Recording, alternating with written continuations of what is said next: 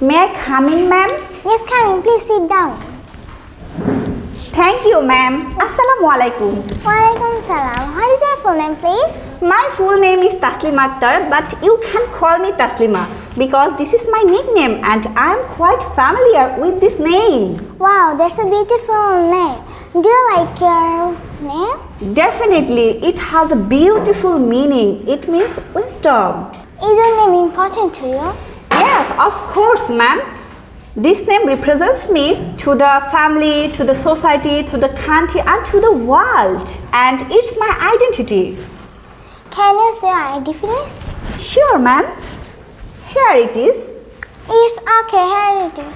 Thank you, ma'am. Is it okay, ma'am? Yes. Okay, thank you. Where are you from? Actually, I'm from Manikganj, a very beautiful district in Bangladesh. Do you work or study? Actually, ma'am, I'm a full-time student. What do you study? I study English at school. How do you study? I study at Kids English Club, Manikganj, ma'am.